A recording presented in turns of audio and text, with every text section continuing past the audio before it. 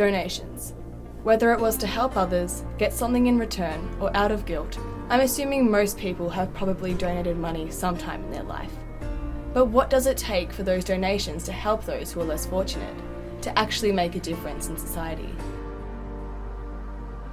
The act of volunteering is normally left out of conversation, as we seem to assume that our money leads to changes with minimal work or effort required. So who is executing these changes? And more importantly, who can? Are the rewards great enough to overcome these challenges, or are the sacrifices too high, preventing more people from contributing to society?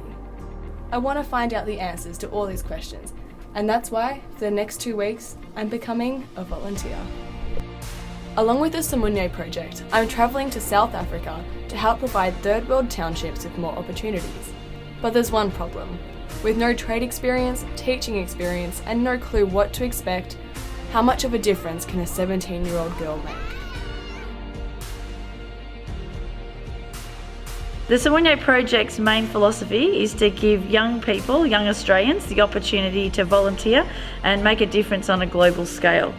And a lot of people, are very generous and give money, but we're all about doing and getting out there and being involved. We want kids to have education because things aren't going to change without that. So there's no point in just going in and saying, here's money, here's school uniforms, go to school. Because if they're going to school hungry or there's nowhere to support for homework and things like that, they're going to really struggle. Timber, which means Home of Hope, is a non-profit organisation. What we do is we offer aftercare to the community of Imizamo Year 2.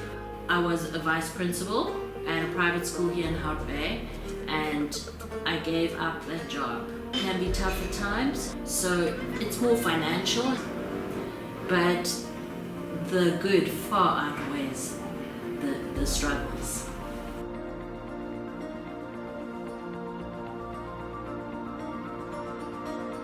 So as a volunteer, I've currently been involved in the Samunye project, where we are doing lots of projects in underprivileged communities, so lots of sustainability projects, just hanging out with kids who don't receive the same attention and privileges that we usually do, and just doing stuff around the community to help others who might not necessarily be able to receive the same opportunities as we do.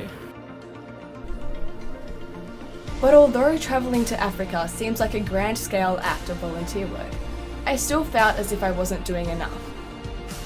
To do more, it would require time and money that isn't easy to get, yet I still felt guilty, despite achieving an enormous amount. I struggle with knowing that sometimes what I do might not ever really be enough. It's kind of hard to face the reality of their lack of opportunities and seeing them struggle and knowing that although you're helping, you can't fix it all. It really has been emotional. But you kind of just have to remember that even just helping one person, no matter how big it is, like if it changes their life or even just changes their attitude for one day, like it really does have an impact on other people. It's very positive for all of us to have people from other parts of the world come through and devote a certain amount of time to supporting the children. It also gives them hope, because they realize then that there is a whole world out there that maybe one day they get to go and experience. We've had children who couldn't hardly read, and now they can read, because they've had that one-to-one support that the volunteer can give. You see the look on the kids' faces that you're helping, and they're so grateful for what you're doing, even though it seems not that much in the big scheme. You looked at the township that they lived in and you saw the conditions, and some of them didn't have access to basic facilities. Yet when you looked at them, they weren't afraid to show love. And I reckon that was just something that was really powerful to me, because many of us in Australia find that so difficult to do, whereas they have so little but find it so easy.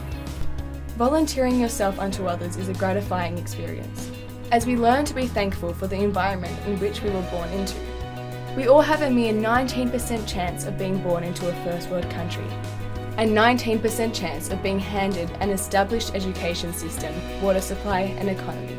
So what is stopping us from providing the less fortunate with the opportunities that we were lucky enough to have been given? I want you to think about If you could just give a little bit more of your time, find just a little bit more in your day. The truth is, I'm rewarded every day. Many of you do it in your own ways in your own communities, and I would just encourage you to continue.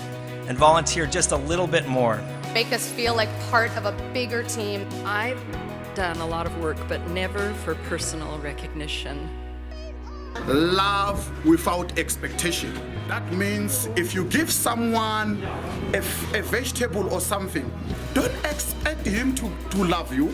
Don't expect him to greet you, because you just give him just to give him. When we help, we help. That's part of volunteerism. I'd say the most rewarding thing is kind of the new perspective and attitude that I've gained. Volunteering definitely allows you to gain another perspective into other people's lives. I get to have an education. It's little things like that that you really just take for granted in your everyday life. To bring happiness to someone, at the end of the day, you are also bringing happiness to yourself. Volunteering is giving yourself and your time to anyone. Donating money is the easy option, but volunteering will change people's lives, because rich or poor, child or elderly, female or male, anyone can be a volunteer.